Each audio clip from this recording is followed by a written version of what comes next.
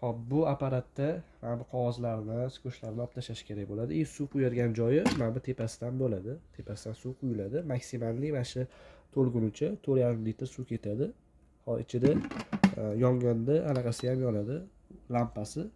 Lampasi yonganda suv ham ko'rinadi, qatga kelganligi.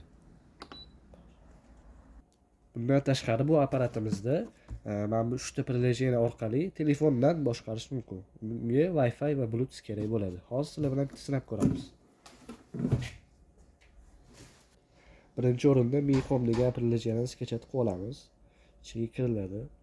Hop, bu yerdan YT qilib boshida akkauntdan o'tib olish kerak. Keyin ketdi bu yerdan добавить устройство. Hop, bu yerdan lokatsiya GPS so'raydi. Bluetooth ham yoqamiz. Yo oxiriga pastga tushganda ulashnitel degan anaqasi bor, kategoriyasi bosiladi. Smart Me Humidifier deb yozilgan. Ustiga bosiladi. Bu yerda mana apparatda qanaqa Bluetooth yoqish kerakligi tushuntirilgan inglizchada. Hozir sizlar bilan birga yoqamiz. Mana bu ikkita knopkani bosib turgan 5 sekund bosib tursak, tegida oranjoviy indikator yonishni boshlaydi. Yonishni boshladi. Bo'ldi, bunga sbros beraveramiz. Qidiryapti. Hop, poisk qildik, mana chiqdi. Ustiga bitta bosamiz. Bu yerda o'zimizning домашний Wi-Fi'miz bo'lsa, shunga ulash kerak bo'ladi. Dali ketdi.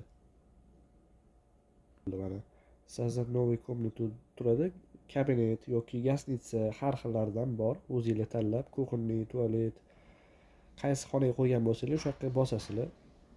Hop, misol uchun задний двор boramiz. Ketdi dali.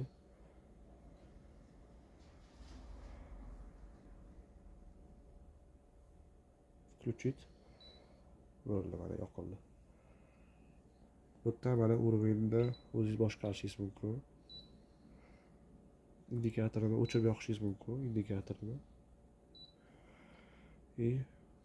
Ovozini chiqmaydigan qilishingiz mumkin. Tiyillamaydi. Ular hamma qulayliklar bor. Keyin mana bu avto funksiyasini ham foizini o'zingiz boshqarishingiz mumkin bo'ladi.